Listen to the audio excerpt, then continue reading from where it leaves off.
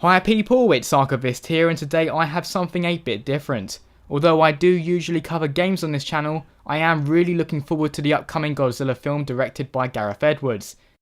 To incorporate my anticipation into the channel, I thought I would do a quick analysis of the most recently released trailer. Enjoy. The first scene we see is a familiar one. Two soldiers are walking down a track when suddenly a flaming train bursts into view.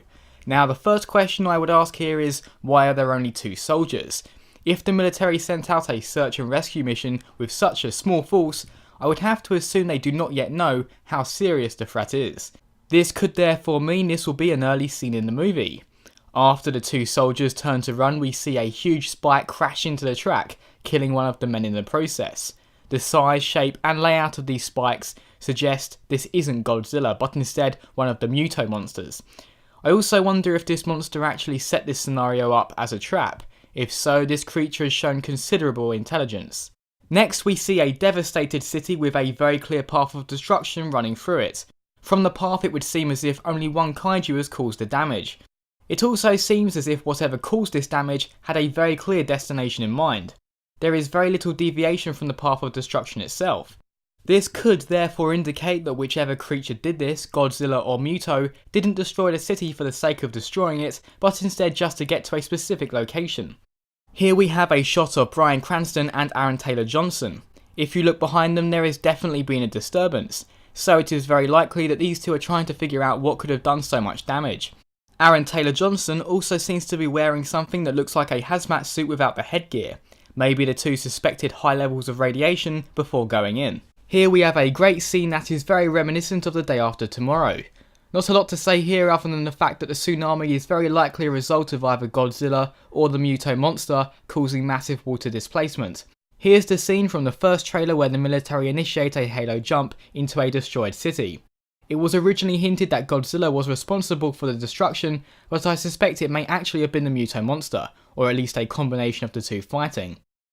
This scene isn't new, but after seeing some compelling evidence, it looks as if the kaiju that destroys this train may be a mutated pterodon. It's extremely difficult to make out, but the face of the creature does appear to have features reminiscent of a prehistoric beast. Here we see the military engaging a creature to the right of a bridge, and I am fairly confident this is the Muto monster. A while back there was a leaked toy set which included a destroyed bridge and a monster that definitely wasn't Godzilla. Ever since the earlier trailers, I've found the idea that these planes are being knocked out of the sky by Godzilla to be unconvincing. If that was the case, surely there would be a clear smoke trail, but from what I can see here, the plane has remained intact. This leads me to believe that one of the monsters in this movie has the ability to send out an EMP similar to Leatherback from Pacific Rim. Now this scene is very difficult to make out, but it looks as if a group of people have been evacuated to a rooftop and the military are sending up extraction flares in the background. Moving on, this particular scene looks as if it's taking place at an airport. By looking at the direction of the explosion, I would say that a monster has either thrown something or used its own projectile. After all, Gareth Edwards did hint that Godzilla's trademark atomic breath would be in this film.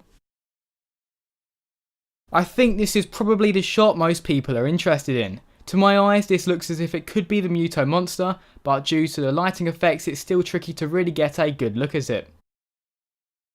Finally, we do get a great shot of Godzilla roaring. You will notice that Godzilla is looking straight forward, which suggests to me that he's about to engage something that is a similar size to himself. The dust surrounding him also makes me think that he's standing in the remains of a destroyed city. This was my trailer analysis of the most recently released Godzilla trailer. I don't usually cover movies, but if you would like to see more movie themed videos, please let me know. As always people, thanks very much for watching, and see you next time.